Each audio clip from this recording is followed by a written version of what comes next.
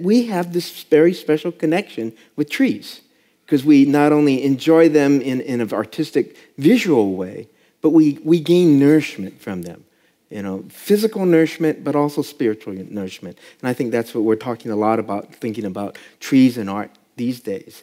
But one of the tensions that always was with that relationship was, and especially in honor of John Mayer's birthday, was this notion of what is nature and what is farming nature.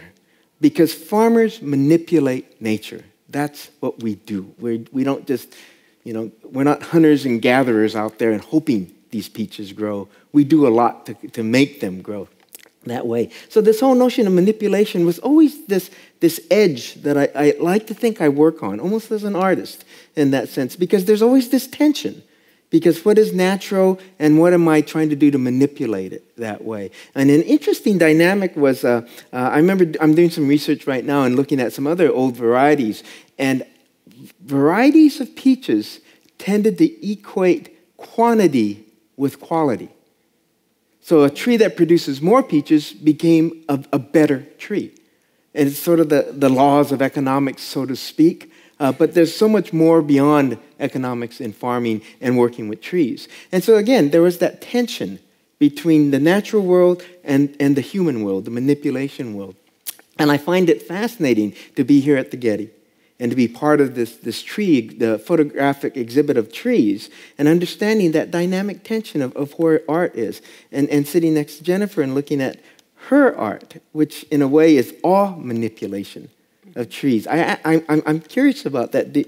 On your creative process, what are you thinking of as you're manipulating these?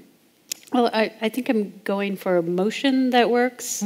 And I'm never able, for trees, I'm never able to make a realistic tree because of the limitations of the software. So I just end up with kind of what works. I mean, trees, they grow, you know, twist and grow however they, you know. You know, but the fun thing that you have, one of the dynamics of trees, I think we'll all agree, is that they're slow. They grow slow. It's a fun idea, though, because you have long-term relationships with trees. I started thinking about it because someone asked me, do you think of your trees as pets? And I thought about that. But one of the dynamics You're probably their pets. Pets, yeah, that is the truth. But, you know, pets usually don't have a long lifespan. Where trees actually have a lifespan, similar to humans in that sense too.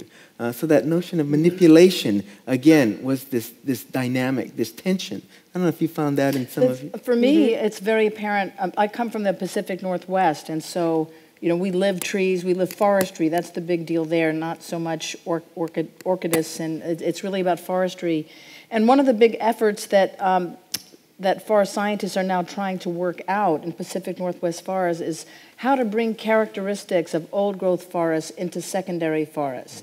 How do you bring standing snags, for example? How do you make sure that there are enough fallen trees that will provide a place for as a nurse log for the next generation? How many do you need? What configuration do you need? And the problem for sort of feeling really good about that as a forest scientist is because the generation times of these trees and forests are so long that it's very difficult to come up with an answer about how many trees, how should we space them. It takes a very long time. We're almost doing it on faith at this point, and just trusting our best foresters to say, you need 3 per hectare, you need 3 down logs per hectare. So I think that's one of these conflicts that we have with trees, which is, on the one time, you know, we're sort of intimately connected with them in terms of the goods and services that they provide to us, from oxygen to wood and timber to foods and fruits. But on the other hand, since our lifetimes are out of sync, you know, it makes you wish you were a microbiologist. Because, you know, there you can work with lots of generation times really quickly, but with trees you just have to have this sort of patience.